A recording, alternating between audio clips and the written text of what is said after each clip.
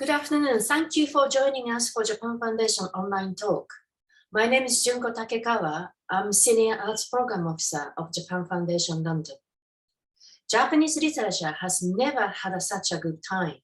When you go to a bookshop, you will see a wider selection than before books beyond Haruki Murakami. Recent news of Japanese books being shortlisted in the UK's international prizes prove the awareness of its importance as well as popularity.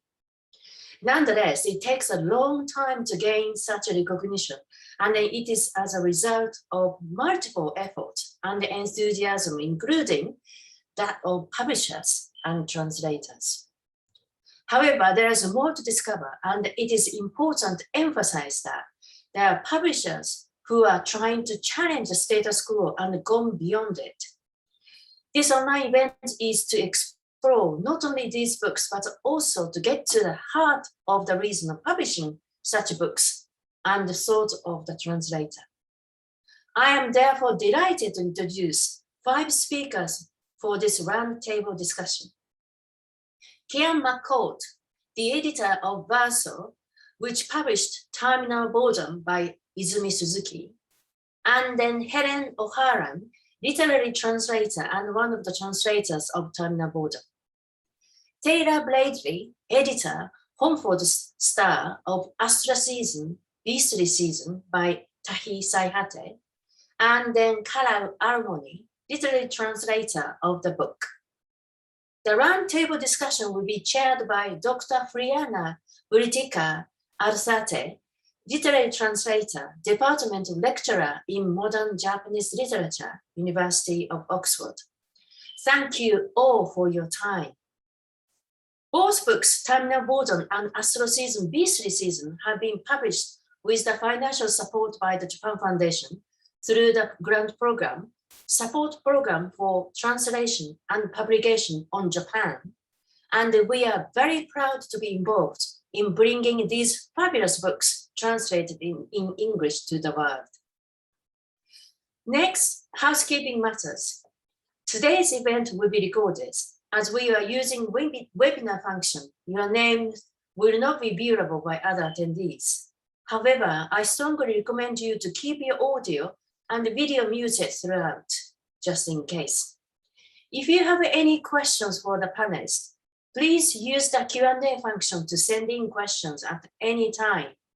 Remember that these questions may be seen by everyone else so that you can avoid particular question placed by another person which you would like to answer, or if it is the same as yours.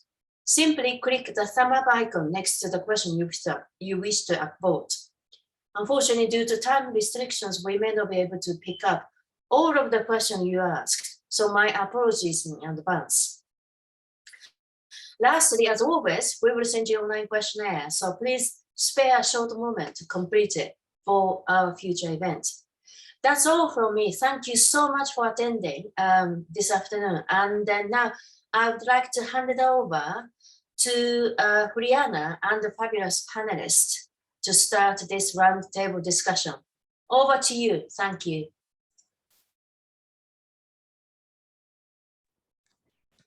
Okay, thank you, Junko, for the introduction. Okay, so I'm very happy to moderate the roundtable discussion on Izumi Suzuki's Terminal Boredom and Tahi SAIHATE's Astral Season, Beastly Season. So first of all, let me introduce myself, and then I'll ask the other panelists to also introduce themselves. So as Junko said, I am Juliana Buritica-Alzate, and I'm also a literary translator from Japanese into Spanish. And I am working at Oxford University teaching courses on Japanese literature, gender, and translation. And I'm looking forward to this conversation. Helen, if I can ask you to go first to introduce yourself. Sure, I'm Helen, and I'm one of the people on the team translating Suzuki into English for Verso. So I translated the Seaside Club story for that was in Terminal Boredom, and then we've also been working on another volume, and I'm solely translating an autobiographical novel by her as well. Apart from that's kind of all I've been doing in terms of literary translation, but I do a lot of audiovisual stuff from Japanese to English, so film and TV. Yeah, that's it really.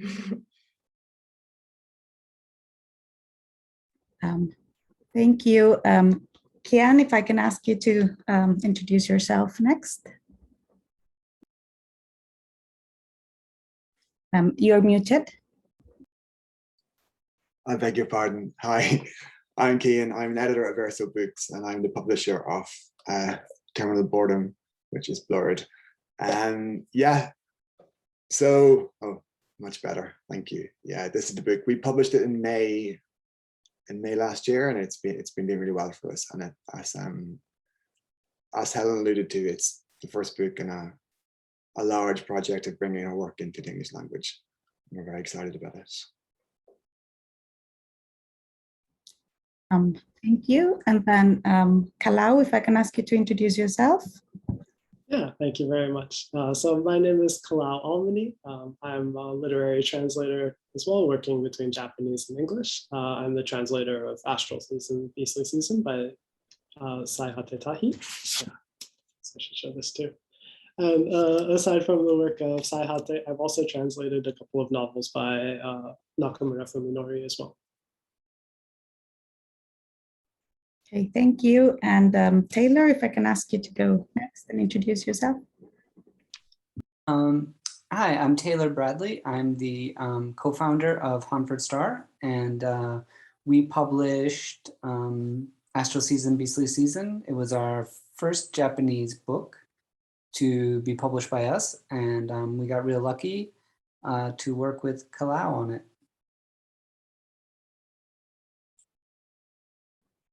Okay, thank you for your introductions. And now I will ask both Taylor and Kian to introduce the books. Tell us a little bit about the books for the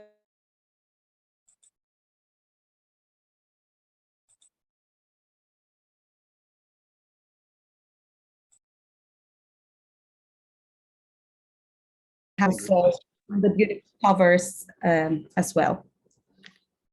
I lost you for a moment there. So just introduce the book, basically. Yes. Okie dokie.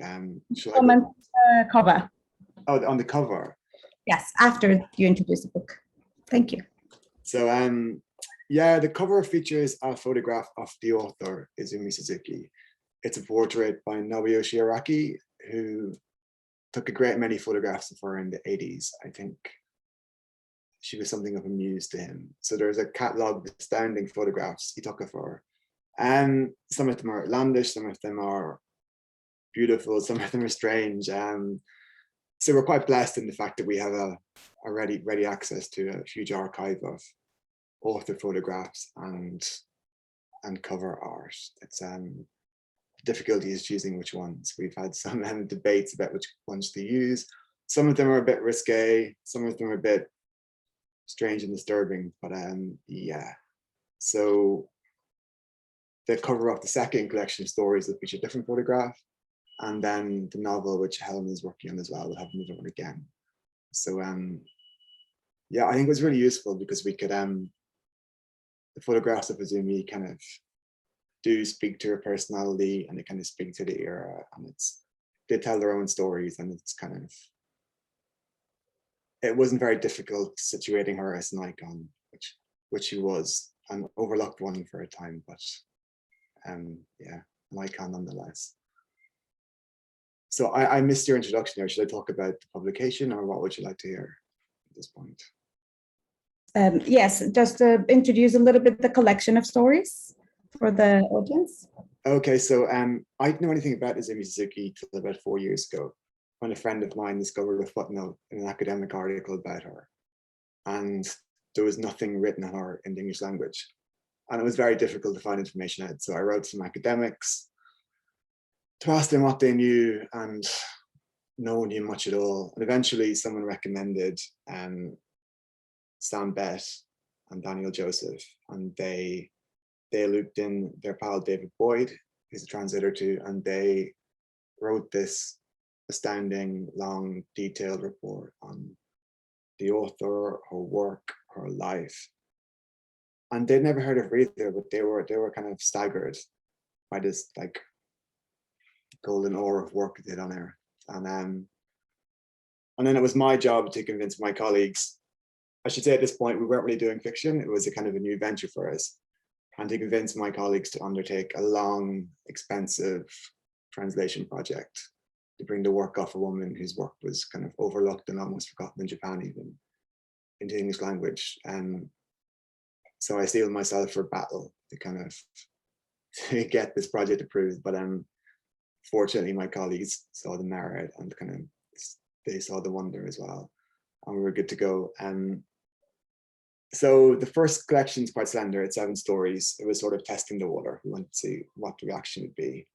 And the reaction was astounding. There were publication day reviews in the New York Times, like long pieces better all over the place. And that kind of, so her work kind of caught a thermal. I think people found it quite prescient and moving and fun. So we had a lot of fun with the book. And then fortunately, we're plowing ahead with the grand project. So we have commissioned, I think, 900 pages of short stories, of which only 7 are in the volume you have in your hand. So the next book will have another 11 stories. And then Helen is doing a novel, which we will publish in between books 2 and 3 of the short stories. And then beyond that, there are more stories and essays and stuff. So we're gonna keep going as long as we can with this one. Yeah, thank you so much. That's so wonderful. I think throughout the conversation, I may go back to some of the issues that you've mentioned, but for now, I'll move on to Taylor to introduce also Astral Season, Beastly Season. And after you introduce the book, briefly maybe comment on the beautiful covers. Thank you. Yeah, so Humphrey Star, I believe we first got notified or alerted to this book. I think Kalau just emailed us and pitched it to us, if I remember correctly. If I'm wrong, please correct me, Kalau. And then, we read the sample that he gave, loved it. Kalau has a very smooth and translation style. So just it's very easy to read, is almost peaceful to read, despite the fact that the book is about teenagers who go on a murder spree and the pain that it leaves in the wake. The book is divided into 2 parts. The first part is written as a letter from a 15-year-old boy or 16-year-old boy to his favorite underground pop idol. And when him and the most popular boy in school both discover that she murdered her boyfriend quite gruesomely, they team up together to commit more murders. It's kind of complicated. Their plan is to commit a bunch of copycat murders, but then convince the police that her murder was part of the copycat murder spree. And then the second part is written by one of the survivors, one of their friends who who wasn't murdered. And they were wondering what this all means, what does it mean to be a good or evil person? And so we published it and got very, very great feedback. People quite enjoyed it. And then to talk about the cover, we commissioned a Chinese translator. We try to use East Asian cover artists for all of our works because they kind of work outside of the normal Western trends. They're working with a bunch of different trends that feel quite different than what we're used to in the English-speaking world. And so we commissioned this by Wang Jihong. And he gave us just a very detailed he designed the whole cover, like front, back. He designed the paper, so like we used very like beautiful paper that just feels really nice to touch. And then like, you know, he had opinions on like the exact color of yellow, so we used Pantone yellow to do it. And as you can see on the back, like everything kind of ties together design wise. The more I look at the cover, the more I discover new things that he put into it, like more ideas that I hadn't seen before. And so yeah, it worked out beautifully for us. Okay, thank you. Yeah, I want to start it by kind of commenting on the covers, and then also ask about the title of the collection. So Terminal Boredom and Astral Season, Beastly Season, because I think when you go into a shop and you're gonna buy a book, I think that's the first thing you notice, the cover and the title. And even without reading it, that kind of makes some sort of promise to the reader. So yeah, I mean, as already kind of Kian commented on this photograph or auto.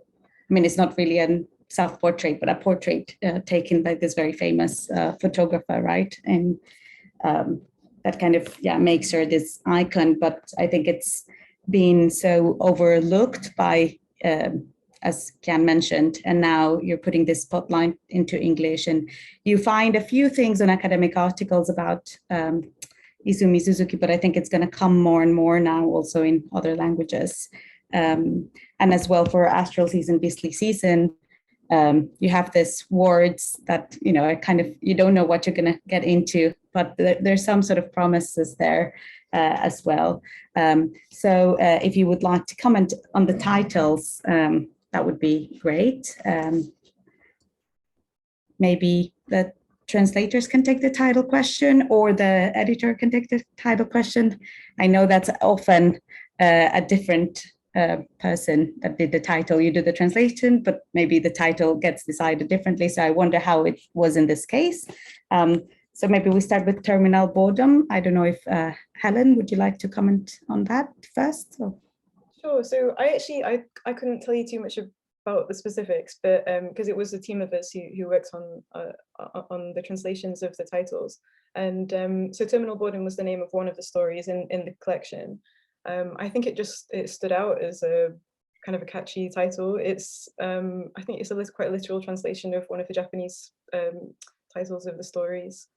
But Kian, did you have any input in that at all, or was it Sam and David and Daniel who decided it? We decided early on that we'd choose one of the stories from the collection for the title, and yeah, Terminal Boredom was the standout. There were no arguments with that one. It's the last book in the collection. It's also a story about murderous teenagers, which I've just realized now. That's an interesting correlation. But Helen can speak to this. We've had far more robust debate about the title of the second collection, because I think we're all aligned that Terminal Boredom should be the one for this. But we had not arguments. We had a healthy back and forth about book two, and again about the novel, which is a slightly more difficult title to translate. So I can let Helen speak to that. Yeah, it's always tricky, because you start working with you've got a working title, and then as a translator you kind of get used to referring to a story or a book or something using that title. Then suddenly it feels like that's the only thing it can be. And so I think it's really important to then talk to people who've never seen it before and find out what's catchy with it. But yeah, it's tough. I think especially some of the titles that Suzuki has for her work are they use punctuation in a way that you could literally render in English, but it doesn't have quite the same effect that it does in Japanese. So it's quite hard to figure out how literal to be with the translations of the titles. And yeah, I don't know, it's another kind of poetry, really. Yeah, thank you. Yeah, I think with a collection of stories, the one you choose kind of does become slightly more yeah, it obviously kind of stands out. And the fact that you've left it towards the very end was also kind of a choice, because I was like, okay, I need to, finish this book, and this story I cannot miss because it's the one that gave the whole kind of title to the collection. Yeah, but I think it works really, really well. Terminal Boredom. I think it promises some kind of deep thoughts about being, alive or not. Or yeah. Actually, just one thing. I don't know if this will be of interest to some people in the audience, but Suzuki, in her nonfiction writing, she often titles chapters with the titles of songs, and these are often Japanese translations of English song titles. And so it's kind of like going through several layers of translation, back and forth. And often a lot of meaning is sort of, it's not lost, but kind of warped. And that sometimes it just becomes the completely opposite meaning to what the original title was. So that's something to look forward to with the autobiographical novel, because she does that quite a lot in that, so stay tuned. Thank you, Helen. Yeah, very interesting indeed, I think.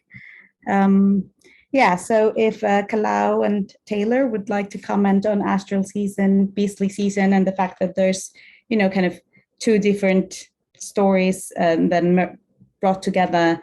And then also, I think the English version has a couple of afterwords. And if you could tell us a bit about that.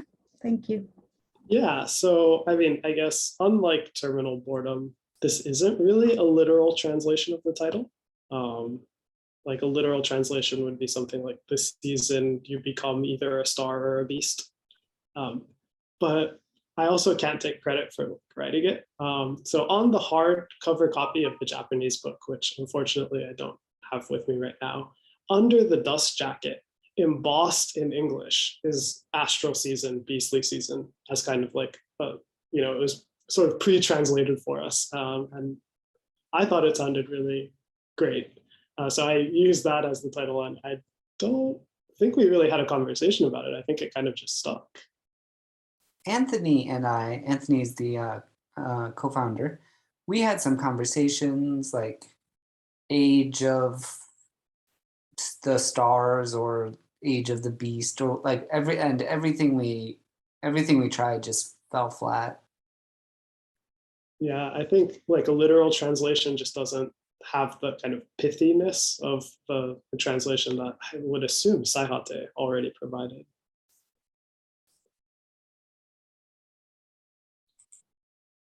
Yeah, thank you. Yeah, it's quite it's quite a beautiful title. Yeah. And then after you read the book, it makes some more sense for sure. Yes. So now I'd like to kind of continue to talk a little bit about the translation process, both from the perspective of the translators, but also from the publishers. So the first question, and I know you've already kind of mentioned a bit, how the translator gets assigned to a specific work. So I know in this case, Kalau kind of did the pitch, and then it was kind of successful. I think that sounds really great and really good luck, but maybe there's I'm not sure if that's often the case. Or I know there's some people in the audience that want to maybe become translators, so maybe that's a good kind of inspiring motivation example. And then for Terminal Boredom, there's a very kind of interesting setup, because there's different collaborators, Polly Barton, Sam Bett, David Boyd, Daniel Joseph, Aiko Masubuchi, and Helen O'Horan here. But the readers don't know which stories are translated by who, if it was a split translation, if it was a cooperative, like a teamwork, or how much of a teamwork it was, how much of a split. I know now Helen just kind of mentioned that you translated one of the stories, but if you can tell us a bit about the translation process, both from the side of the publisher in assigning or finding translators, but also from your perspective as translators, how did you arrive to this author and this work? So maybe we can start by the publishers and then the translator, because then I'm going to move on to challenges about translation. So Taylor, if you would like to go first this time. Yeah, I think I mentioned earlier how Cloud pitched us, and we're a pretty new publisher. At that point, we had only published maybe 4 books, and then Astral Season, Beastly Season was our 6th book total, I think, that we ever did. And it was our first Japanese book. And so he kind of just approached us at the right time with the right manuscript. It was very polished, you know, so like we had confidence that, you know, we would get a good final product. You know, and he had a very, very interesting description of the book.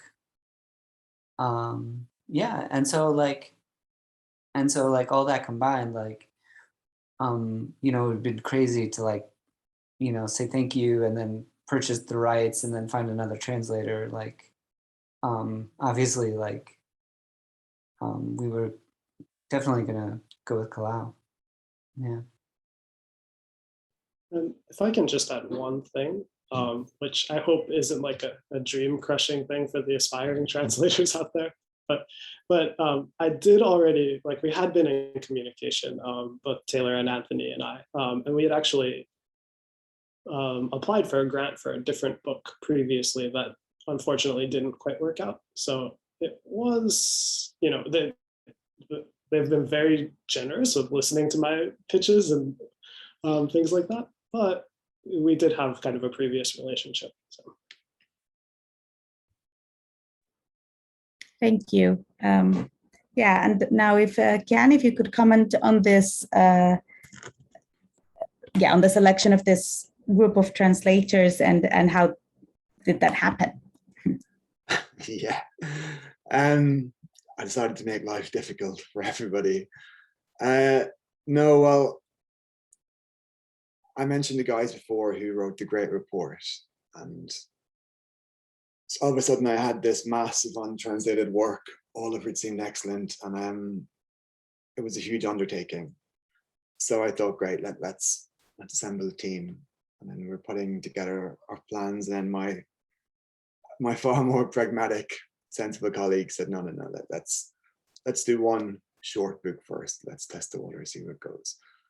And then by this point we had assembled a crack team of 6 translators, all of which are excellent, all of whom are excellent. And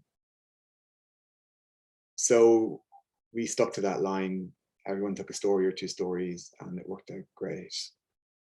And the team is condensed slightly for book 2, and then with the novel we decided it would make sense just to have one dedicated translator in the first instance, and then Helen stepped up with great enthusiasm. Yeah, it was the first book I've edited with multiple translators. It was rewarding and interesting, but challenging too. And I think given Suzuki had been dead for a long time and was writing from a very different era, a very different part of the world and history, I found it very useful for me to get a sense of her in her work, to have different interpretations, different takes on her and her writing from a variety of different people, again, from around the world. And I think it was a bold plan, but I think it paid off, and people enjoyed it. Yeah, I think it's I'm so grateful that we're really supportive of doing that, because it's something that you don't really see very often. Maybe you'll get a book that's co-translated with 2 translators and they'll work very closely, but to have a team of 6 translators, and also we were sort of left to our own devices in terms of how much we shared the work and how much we looked at each other's stuff and gave comments and everything. And in the end we decided to do the first pass of our translations to do in relative isolation, and then after that we started talking about them a bit more and started looking at each other's stories. And then just before we went, we submitted the manuscripts. Daniel he really closely edited all of the stories, but also tried to preserve everyone's individual interpretations and different voices. And so as a result, I think it's probably it's such a fantastic way to introduce a new author into a new language, is to have all these different ways of reading her voice and the context of her stories, and then also expressing it in different kinds of English as well. I mean, we've got American, we've got British, and sort of international English all in that one slim volume. So yeah, I think it's really good to sort of smash this idea of there just being one being one sort of interpretation of an author's work, especially for someone like Suzuki, who's, as Kian said, has been dead for a long time, and also is writing in such a different era and a different place. So yeah, it was a pretty cool project to be on. Yeah, thank you. Yeah, that was quite interesting. You can really get those different voices, maybe because you know, but yeah, with the kind of Americanisms or Britishisms, or just yeah, and it's quite interesting to kind of decenter it somehow. If both of you, Helen and Kalau, if you would like to share some episode about your experience translating this author, like if there's a particular translation challenge that you.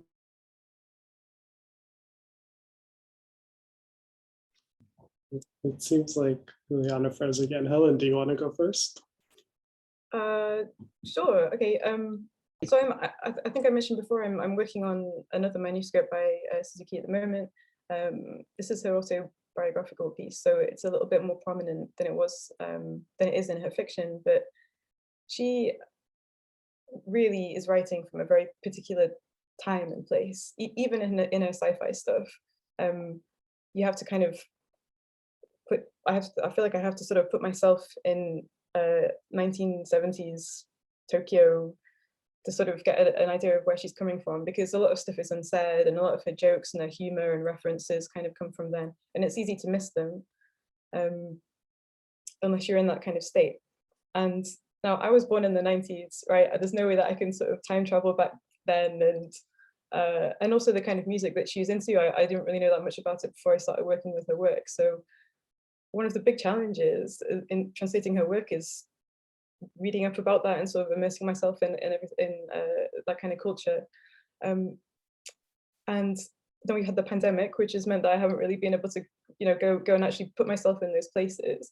But as it turns out, we're super lucky that there's no shortage of old guys on the internet reminiscing about like glory days in like the 60s and 70s, like around like Yokohama and Tokyo. So I've just spent a lot of time like reading people's blogs, and yeah, so yeah, that's probably one of the challenges / treats, I think, of working with the texts.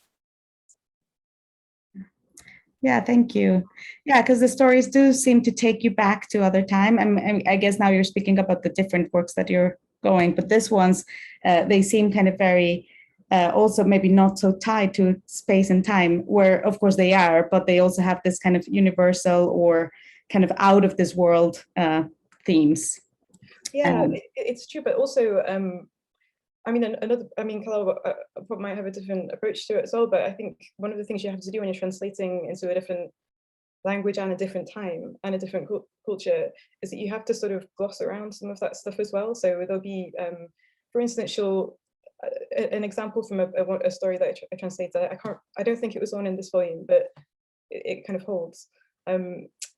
One of the characters says a line that's very similar to an advertising slogan that was really well known at the time. But I mean, even if you were living in Japan right now, you probably wouldn't know that slogan and the joke would fall flat.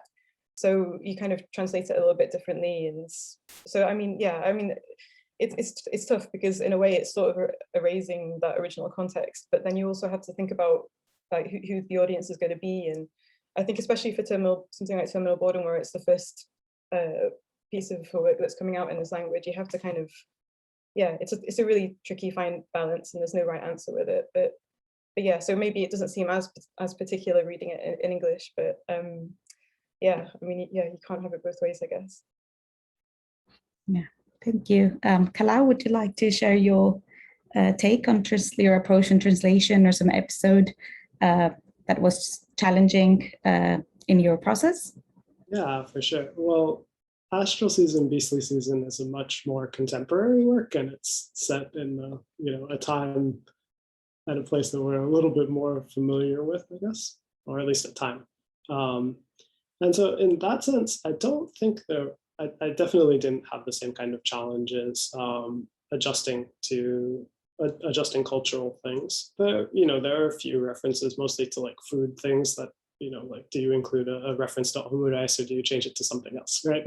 But they were all pretty minor, all things considered. And the big one would be, an underground idol. But that concept, it was so central to the story that I kind of trusted readers to figure it out. And because it's underground, there is a little bit of explanation already built into the story, right? So for better or worse, I didn't really have to deal with those kinds of issues so much for this particular work. And I would say for me, what was really challenging, especially in the first half of this novel, is the character's voice, and the fact that you have a kind of illogical teenager who will say one thing in one sentence and they say something that's kind of the opposite in another sentence, and figuring out a way to present that confidently enough that your reader doesn't take it as a mistake or something like that. That for me was the big challenge. One other kind of technical thing is the narrator for the first part doesn't have any quotation marks around any of his own speech. So there's a lot of bleeding between what is his thoughts and what is his dialogue. All of the other characters' speech is marked by quotation marks of some kind, but his is not. So that voice was the main thing to kind of like that I had to work on nailing down.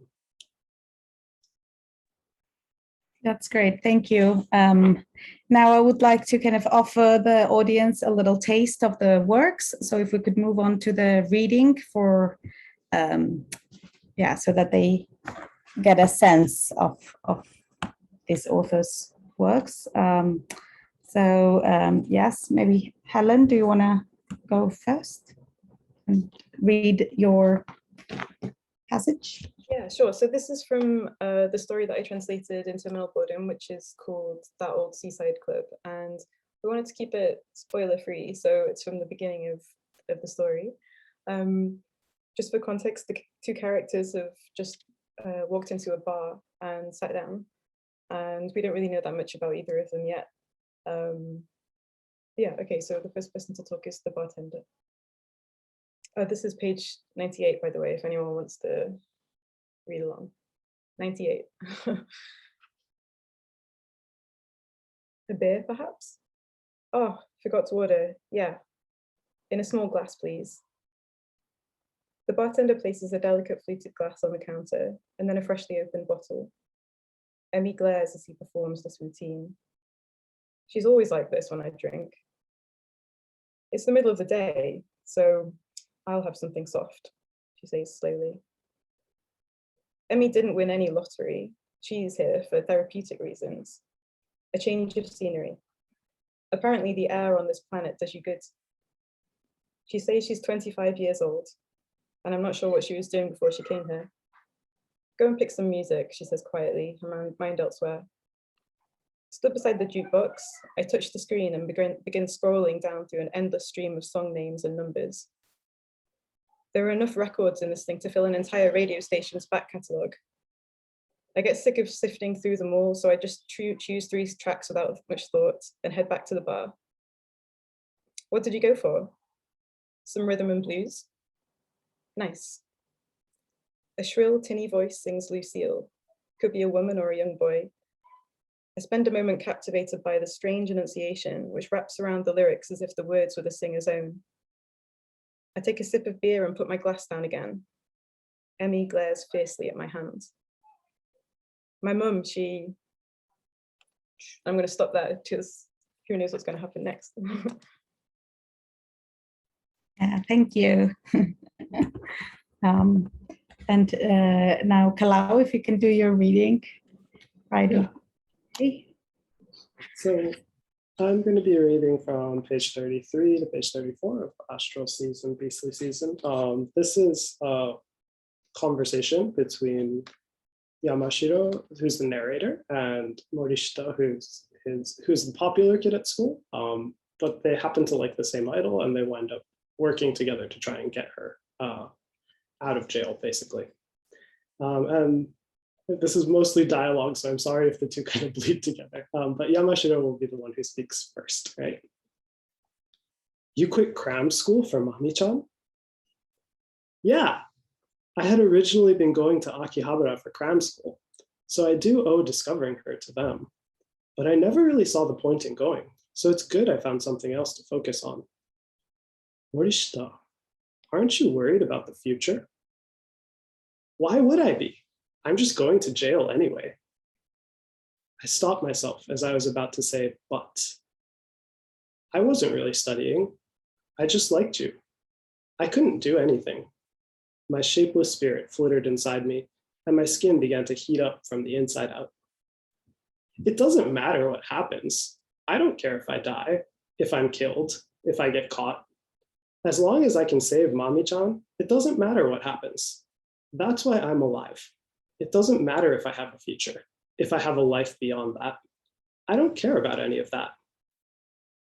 Sitting next to him, I felt my shoulders stiffen just slightly. I wanted to ask, wasn't it meaningless to live a life like that, supported by only Mami-chan? But for some reason,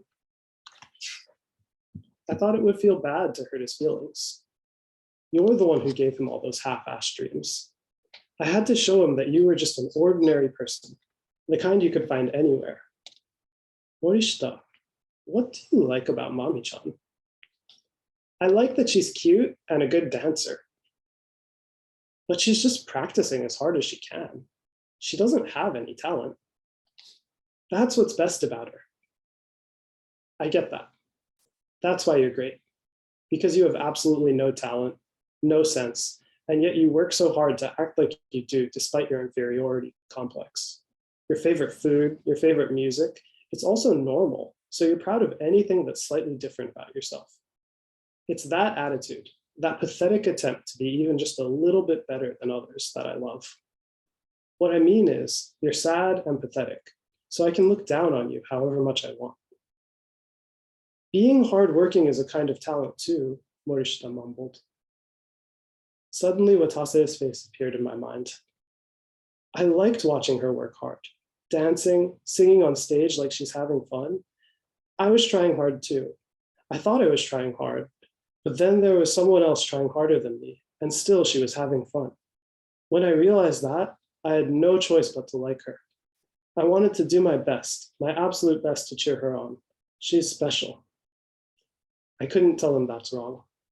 I stared from the train window at the ads on the buildings we passed. Did you dream of being up there, right in the center? Did you want to make millions? Make cell phone ringtones? Okay, and I'm gonna stop there. Yeah, thank you so much. Thank you for your readings and for choosing these passages that I think really kind of give us a taste of the work, and maybe will encourage some people to get the works as well. So, I mean, with this passage in mind or with other stories in mind, I would like to now kind of move to just discuss a little bit before we go into the questions from the audience, that we already have some in the chat.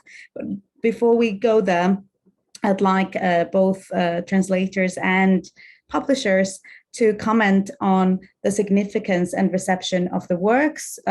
So, you know, now I think even in these passages, we can have a sense of some of the questions that are addressed in the work. A lot have to do, I think, with identity, finding who we are, also with gender issues, with idol culture. I think idol culture is something that goes, you know, already from Suzuki's book, we can find some references to it. And then, of course, it's one of the main topics, I think, in Saihate's work.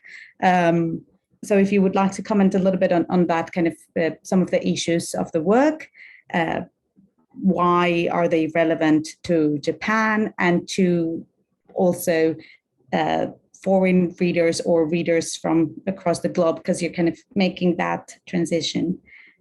So we can start by that. So maybe, maybe I will start with the publishers first.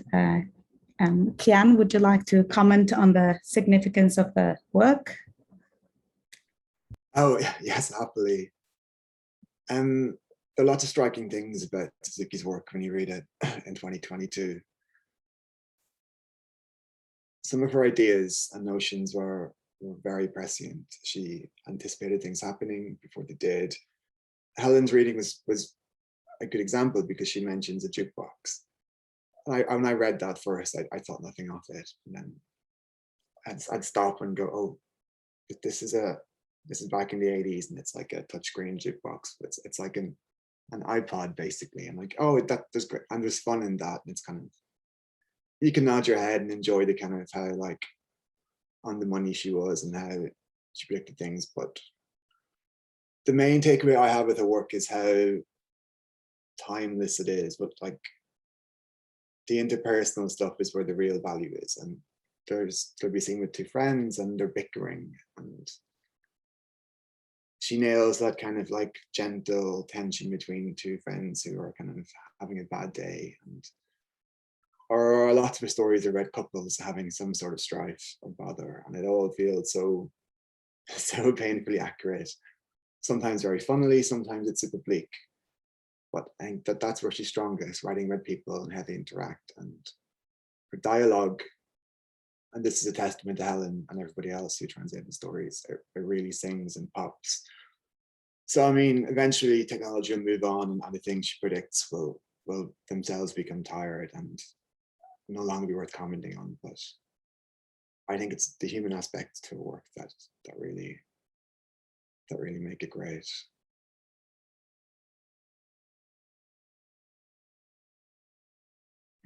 Yeah, thank you.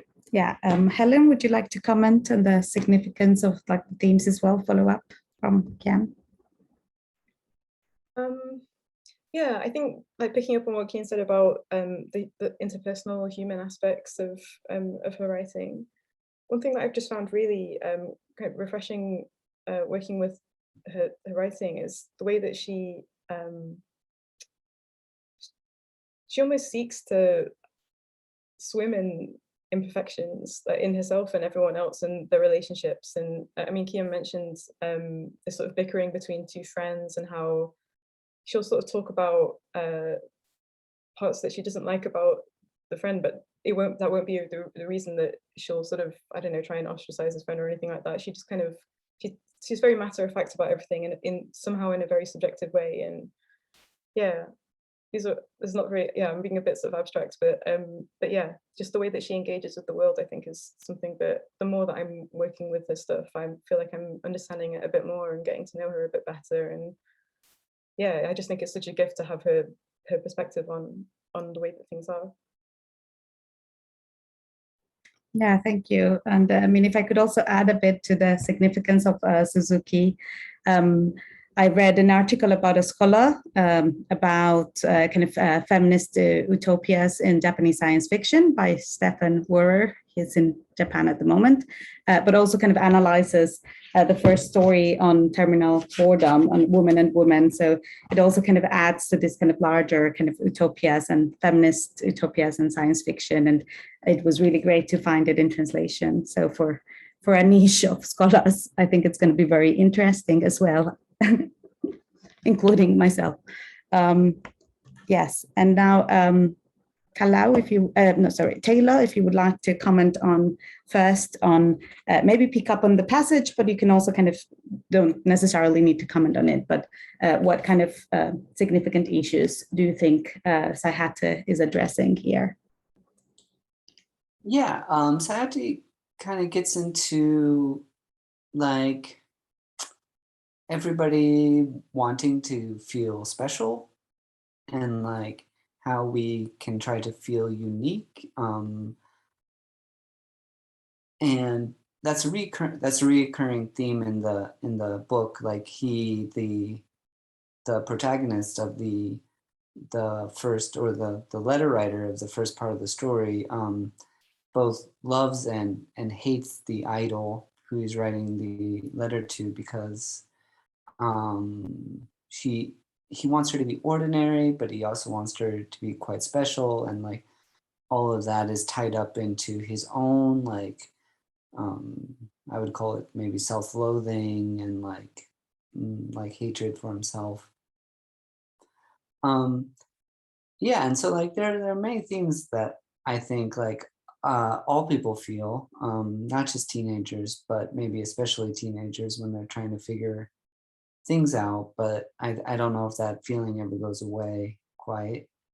And then, but then also the second half of the book is also really quite lovely, and it's trying to like deal with grief and like how we can, you know, like how we can be touched by death in a way that doesn't really make any sense to us. And the characters are dealing with less information than the reader has. So we can approach it in a way that we know more, but so like we know why it happened and we know what happened, but to the character, she can't figure it out, and like kind of is an interesting perspective on like when senseless things happen around us. I'm sure Kalau will have many more insights. Thank you. Yes, Kalau, please. Yeah, I mean, what I kind of love about this is it tricks you into thinking you're going to read a like really high-paced like thriller kind of novel, and then it turns out to be about how everyone react, like how people get kind of dragged into doing something that they really know they shouldn't be doing, and how everyone winds up reacting to that. So I know like that, you know, the two books I translated before this were kind of more straight ahead crime fiction. And this feels like, in a way, a really unique response to that sort of thing, right? Where you can kind of see 2 years later and how is everyone responding to this kind of terrible thing that happened. And I don't think you see that very much in literature. Yes, thank you. Yeah, it's quite beautiful, kind of dark themes, but going at a pace in a very kind of beautiful, reflective way. Yeah, thank you. So I think we have some questions from the audience. Some I think we can, maybe some of us can type if possible, some questions about names of the publishing houses and so on. But I think one question that I think a few people have is how do you get into the business of translation? Any advice for aspiring translators and publishers? And yeah, I mean, you can kind of go a bit to the questions, but they're quite a specific about, yeah, how to be a translator. Do you want to go first, Kalau? It's such a hard question. Be extremely outgoing and talk to lots of people and email everyone you know all the time. Yeah, I mean, and also BCLT summer school was honestly like the first place where things started to kind of click into place for me. And my first short story publication at Words Without Borders was because of a recommendation from Michael Emmerich, who said that, hey, they're looking for a story for this issue from Japanese as well. Does anyone have anything? And yeah, that's kind of how that was my first thing. So yeah, I know it's kind of everyone says networking, but really like networking.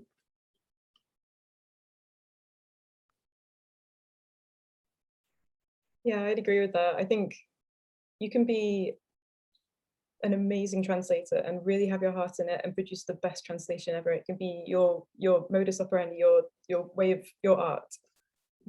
But it is also kind of publishing as a business as well. So you really have to, yeah, like be working with people and be in conversation with people. And yeah, I guess, I mean, I was saying before that it's, I mean, with this book in particular, we were very collaborative, but I just think that translation as a whole is a very collaborative art between you and the author, and then also you've got the audience that you're translating for as well. You have to have that in mind too. So yes, like you just have to really make sure that you're in touch with the outside world a lot. It's quite easy to kind of hold yourself up and do lots of translations and then hope that someone's going to pluck it out of thin air and spread it to the world. But yeah, if you know, I mean, there's nothing wrong with that as well. But in terms of if you want to be going through sort of a more public route, then yeah, you kind of got to chat to people, but not in like a sinister way, you know. I mean, for instance, like this original Suzuki translation team, we all worked together before, not necessarily on literary stuff.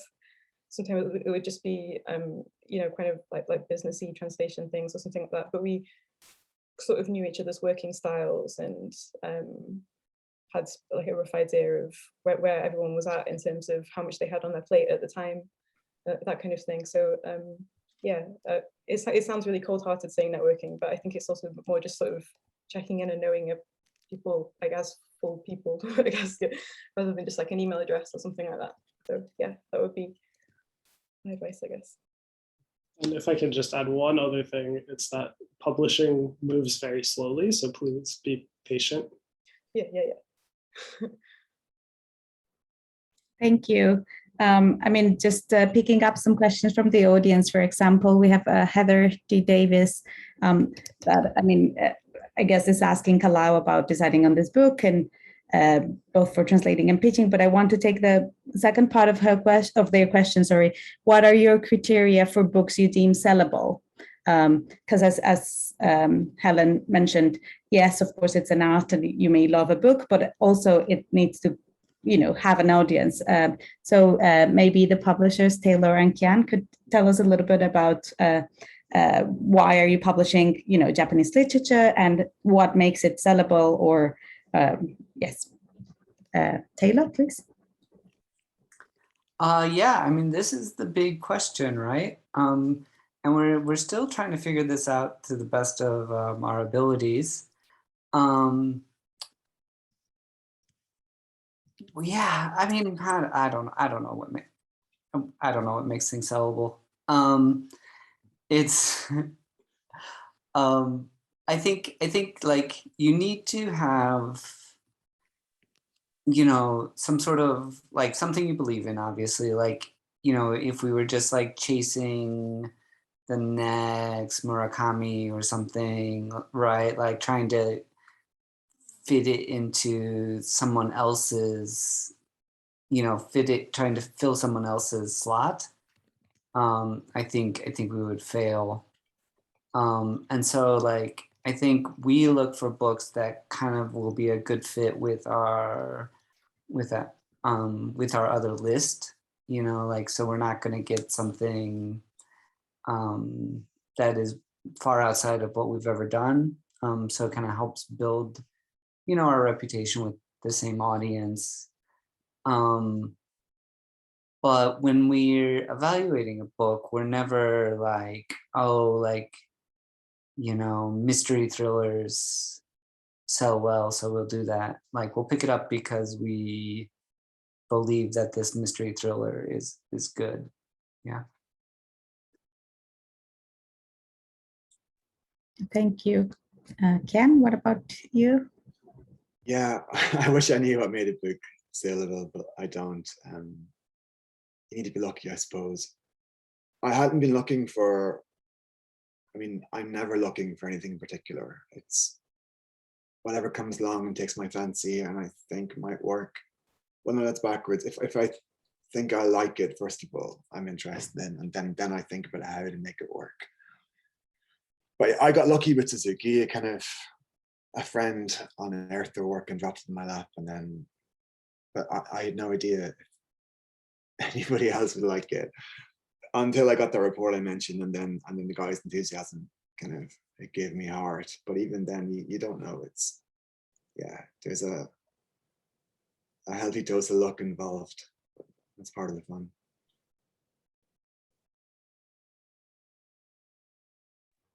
Yeah, definitely. I don't know if Helen and Kalau would like to also comment a bit on kind of the questions from the audience. We have one that is a bit more kind of specific about translation. Can I comment on one that's kind of unrelated entirely? I just need to give credit where credit is due. The amazing Alison Markin Powell wrote in to say that she's actually the one who wrote the English title, Astral Season, Beastly Season. So thank you so much for that. We're all standing on the shoulders of giants, even when we don't know it.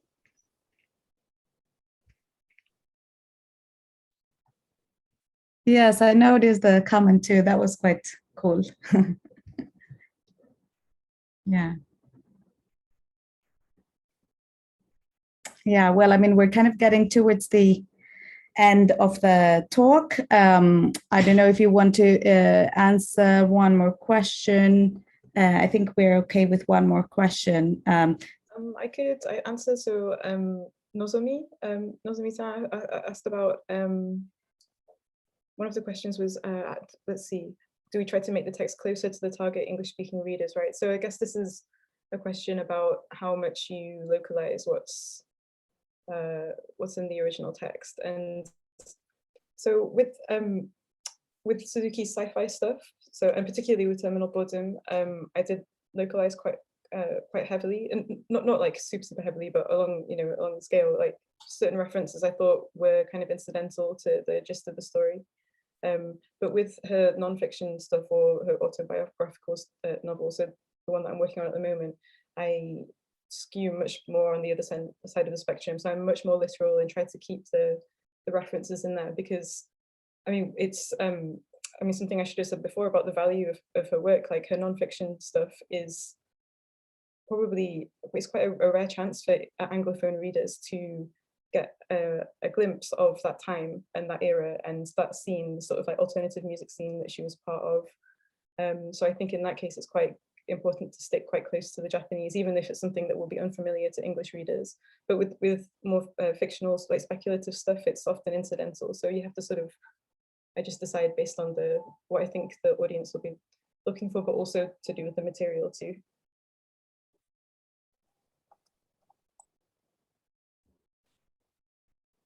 Great, thank you. And then just a final question about future projects, so that we are left with a little pitch of what's coming next, and hopefully that can serve as maybe recommendations for some books or something along those lines. So what are you working next? Kian?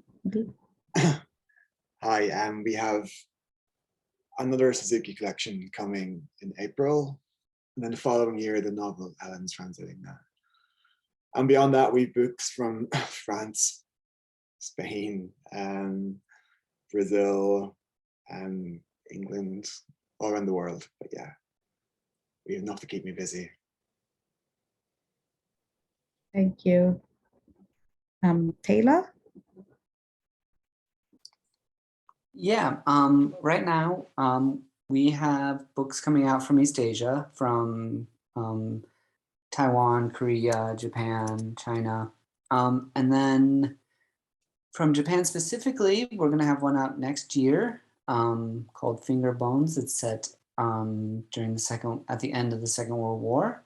And then right now we have something on the runway with Kalau that we are trying to negotiate the rights to at the moment. And so stay tuned for that. Hopefully we'll have more public information in the next month or two, or in the next little bit. Hopefully we'll get all that paperwork sorted out. Yeah. Thank you. And Kalau, would you like to comment on what you're working next, or if it's similar or top secret? Feel free to. I wish I could say it was top secret. That would make it sound way cooler, but everything is kind of in process right now. So I don't think there's anything I can talk about yet, but please, no, thank you. Well, we hope to read more of your translations. Helen?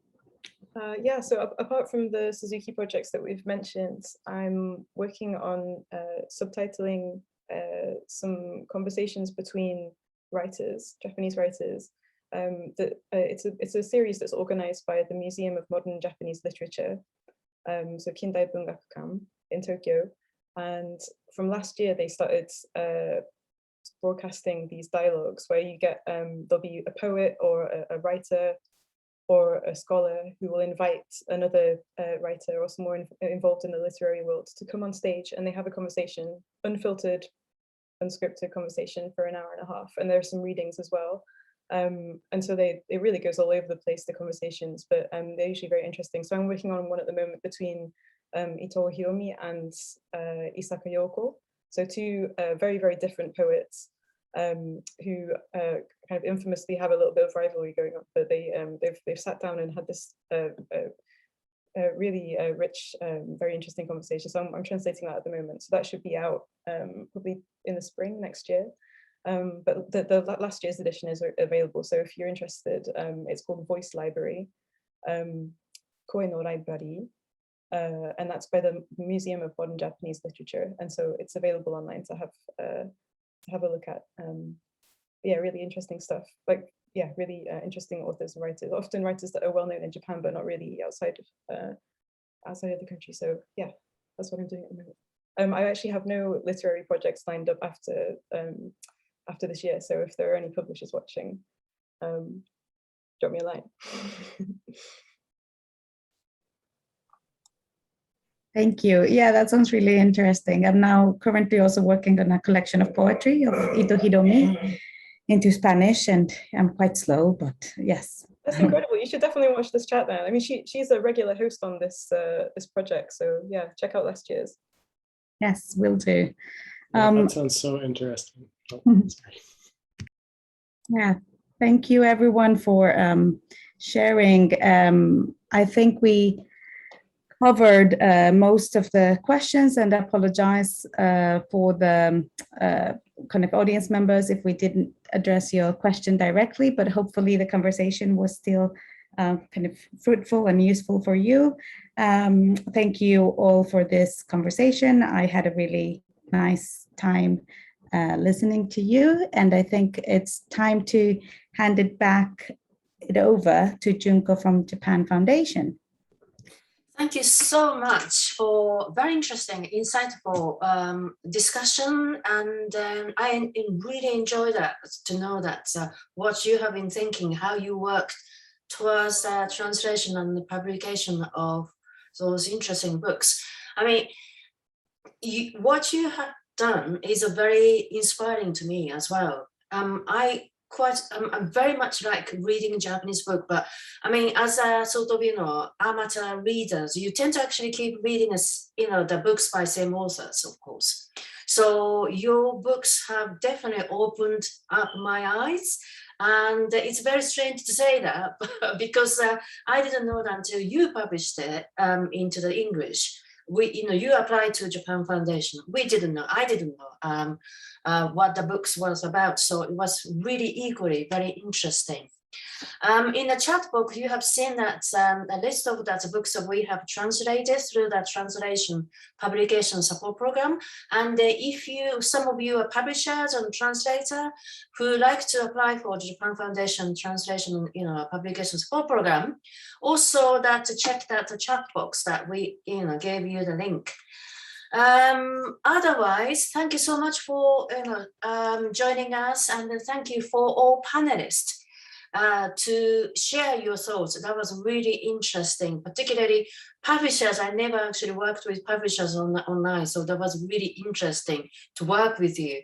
And good luck with your, any sort of, production or publication in the future. And then my apologies, first of all, I'm not really sure the chat box has been working because I couldn't actually throw any chat through from me. And then I noticed that several people threw the comments on that Q&A box. We will look into it for the next session. So that's all from me. Thank you so much. We'll send you that questionnaire online. So if you're great, you can actually complete the questionnaire. Otherwise, thank you very much. Have a nice afternoon, wherever you are. Bye-bye. Okay, thank you.